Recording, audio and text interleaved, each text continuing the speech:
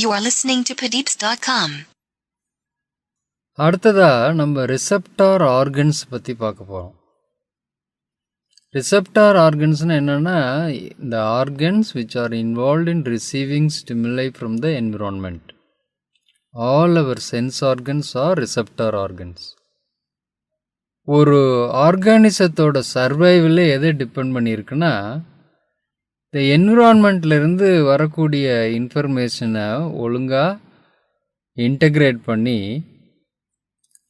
அதுக்கு தகுந்த மாதிரி ஒரு இன்ஸ்ட்ரக்ஷன் ஃபிட்டிங் ரெஸ்பாண்டை வந்து எஃபெக்டார் ஆர்கனுக்கு கொடுக்கறது மூலமாக தான் அந்த ஆர்கானிசமே சக்ஸஸ்ஃபுல்லாக சர்வைவ் ஆக முடியும். இந்த இன்ஃபர்மேஷன் எப்படி இன்டர்னல் என்விரான்மெண்ட்லேருந்து எக்ஸ்டர்னல் என்விரான்மெண்ட்லேருந்து கிடைக்கும் அப்படின்னா, it is only through the sensory receptor organs. இந்த ஆர்கன்ஸ்லாம் என்ன பண்ணோம்னா, they have a specialised cells. They can transform the stimuli which are falling on them. Stimuli என்னன்னா change in the environment. These organs can detect the change in the environment and transform it into a chemical, radiant, electrical or mechanical. இந்த மாதிரி இருக்கக்கூடிய ஸ்டிமுலையை electrical சிக்னலாக மாற்ற முடியும். Electrical சிக்னலாக மாற்றுறது மட்டும் இல்லை, அதை அப்படியே சென்ட்ரல் நர்வஸ் சிஸ்டத்துக்கு கண்டக்ட் பண்ணவும் முடியும், கன்வே அனுப்பி வைக்கவும் முடியும். ஸோ என்னெல்லாம் சென்ஸ் ஆர்கன் சென்ஸ் பண்ணுதோ அதை எலக்ட்ரிக் இம்பல்ஸை மாற்றி அதை சென்ட்ரல் நர்வஸ் சிஸ்டத்துக்கு அனுப்பி வைக்கிற திறமை இந்த சென்ஸ் ஆர்கனுக்கு இருக்குது. இந்த சென்ட்ரல் நர்வஸ் சிஸ்டம் தான் ப்ராசஸிங் யூனிட். அங்கே தான் என்ன நடக்குது, இந்த இன்ஃபர்மேஷனை இன்டகிரேட் பண்ணி கோஆர்டினேட் பண்ணி அந்த டேட்டா இன்டர்பிரிட்டேஷன் நடந்து அதுக்கு ஃபிட்டிங் ரெஸ்பான்ஸ் அனுப்பும்.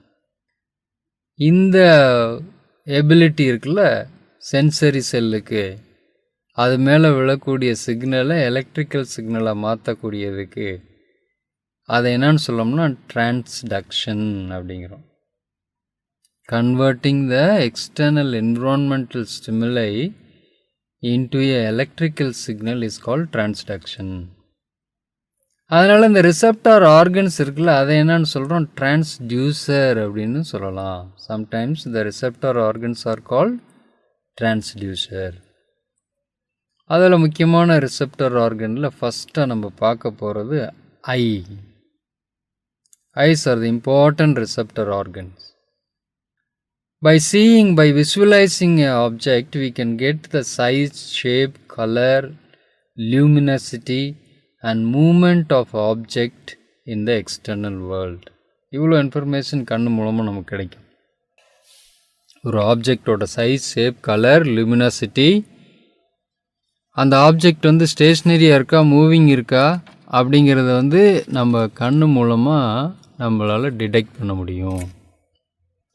So eye becomes an important vital sensory organ. அதில் எப்படி இந்த நம்ம ஐ வந்து இந்த ஆப்ஜெக்ட்டுக்கு தகுந்த மாதிரி அதோட ஃபோக்கஸிங் மெக்கானிசம், ஆட்டோ ஃபோக்கஸிங், நம்ம கண் வந்து ஆட்டோ ஃபோக்கஸ் கேமரா இருக்குல்ல, அது மாதிரி பக்கத்தில் இருக்க ஆப்ஜெக்ட்டுக்கும் தூரத்தில் இருக்க ஆப்ஜெக்ட்டுக்கு தகுந்த மாதிரி அதோட ஃபோக்கஸிங் மெக்கானிசம் மாற்றிக்கும். அது எப்படி நடக்குங்கிறத பற்றி இப்போ பார்ப்போம். Focusing mechanism in the human eye. நம்ம ஐக்குள்ளே போகக்கூடிய லைட் ரேஸ் என்ன வருது, ரீடைரக்டர் ஆர் ரிஃப்ராக்டட். இந்த ரிஃப்ராக்ஷன் எங்கே நடக்குது அப்படின்னா, it takes place in 3 surface of the eye. எதுக்குள்ள, before the light reaches the retina. Retina தான் பின்னால் இருக்கக்கூடிய ஸ்க்ரீன். கண்ணுக்குள்ளே போன லைட் ரேஸு அந்த ரெட்டினாவில் போய் விழுகிறதுக்கு முன்னால் 3 சர்ஃபேஸில் அது ரிஃப்ராக்ட் ஆகுது. ஃபஸ்ட் ஒன் இஸ் கார்னியா, அதுதான் outermost layer in the eye, cornea. அடுத்தது front surface of the lens, கார்னியாவுக்கு பின்னால் இருக்கக்கூடிய லென்ஸு, அதில் முன்பகுதி, லென்ஸோட முன்பகுதி. ரெண்டாவது the rear surface of the lens, கண்ணோட பின்பகுதி. இது மாதிரி cornea front surface of the lens and rear surface of the lens, இந்த 3 சர்ஃபேஸ்லையும் இந்த லைட் என்ன ஆகுது, ரிஃப்ராக்ட் ஆகுது. இந்த கார்னியாவுக்கும் லென்ஸுக்கும் இடையில there is a colorless watery fluid called aqueous humor. கார்னியாவுக்கும் லென்ஸுக்கும் இடையில இருக்கிற கேப்பை ஒரு ஃப்ளூயிட் ஃபில் பண்ணியிருக்கு. அந்த ஃப்ளூயிட் வந்து கலர்லெஸ் வாட்டரி ஃப்ளூயிட். அதுக்கு பேர் என்னன்னா அக்வஸ் ஹியூமர். அதே மாதிரி இந்த லென்ஸுக்கு பின்னால், that is between the lens and the retina, பெரிய கேப் இருக்குது. டயக்ராம் பார்த்தீங்கன்னா தெரியும். லென்ஸுக்கும் ரெட்டினாவுக்கும் இடையில a large space. This space is called vitreous humor. This space is filled with the fluid called vitreous humor. This vitreous humor is made up of gelatinous mucoprotein. Gelatin mari semi-solid substance with mucoproteins are present in it. The aqueous humor and vitreous humor are transparent. அப்படின்னு என்ன அர்த்தம்? Light can pass through. டிரான்ஸ்பரண்ட்னா light can pass through. So ஃப்ரீயாக light வந்து இது மூலமாக pass ஆகி போகும். There will not be any disturbance, impairment while light passing through this aqueous humor or vitreous humor. அதே மாதிரி இந்த லென்ஸ் இருக்குல்ல, ஹியூமன் ஐயில் இருக்க லென்ஸ், அதோட கான்வெக்சிட்டியை வந்து மாற்ற முடியும். Can be adjust. Convexity of the lens can be adjust by a set of focusing mechanism. A set of muscles are present.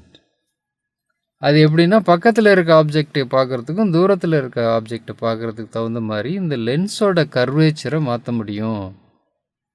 இந்த மாதிரி ஆப்ஜெக்டோட டிஸ்டன்ஸுக்கு தகுந்த மாதிரி இந்த லென்ஸோட ஃபோக்கல் லென்த்தை மாற்றுறது இருக்குல்ல, அந்த இதுக்கு பேர் என்னென்னா accommodation. Accommodation of the eye. The eye lens can accommodate itself to the distance of the object. இந்த அக்காமடேஷனை எஃபெக்ட் பண்ணுறதுக்கு ஒரு 3 ஸ்ட்ரக்சர் இம்பார்ட்டண்ட்டாக இருக்குது. சஸ்பென்சரி லிகமெண்ட்ஸ், அதுதான் லென்ஸோடு அட்டாச் ஆகியிருக்குது. அடுத்தது சிலியரி மசில்ஸ் அண்ட் சிலியரி பாடி. இந்த சஸ்பென்சரி லிகமெண்ட்டை ஒட்டி சர்க்குலராக இருக்கும் ciliary muscles and ciliary body.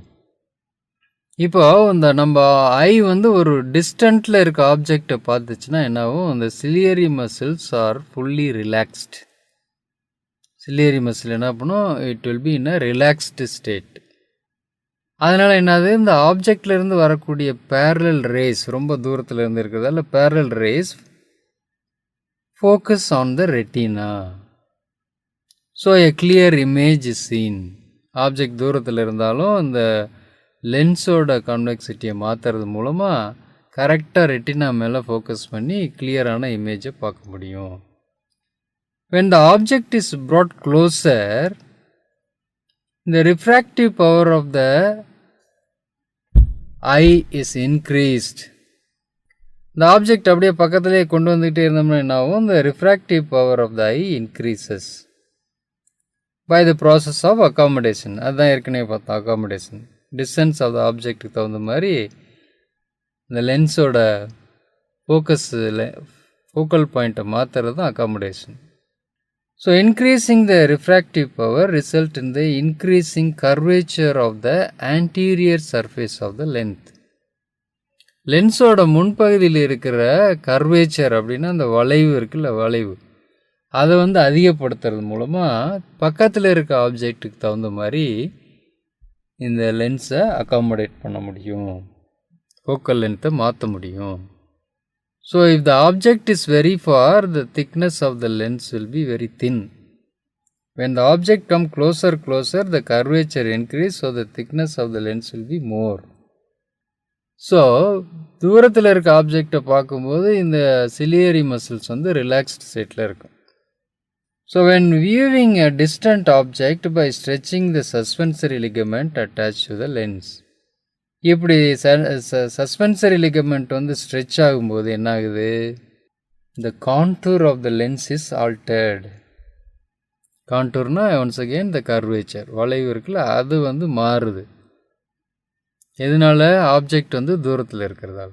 So இது மாதிரி லென்ஸ் வந்து தூரத்தில் இருக்க ஆப்ஜெக்ட்டுக்கும் பக்கத்தில் இருக்க ஆப்ஜெக்ட்டுக்கும் அட்ஜஸ்ட் பண்ணி அதோட திக்னஸை குறைச்சோ கூட்டியோ கரெக்டாக அந்த இமேஜ் ரெட்டினில் உழுவுற மாதிரி பண்ணும். இதுக்கு பேர் தான் என்னது? Focusing mechanism. இது செய்யக்கூடிய முக்கியமான மசில்ஸ் எது? Suspensory ligament, ciliary muscles and ciliary body. இது 3 ஸ்ட்ரக்சரும் ஒன்றா சேர்ந்து இது எஃபெக்ட் பண்ணுது. எப்படி எஃபெக்ட் பண்ணுதுன்னா, by contraction or relaxation of the ciliary muscle, the curvature of the lens can be increased or decreased based on the distance of the object, which is focusing mechanism in the human eye. You are listening to Padeepz.com.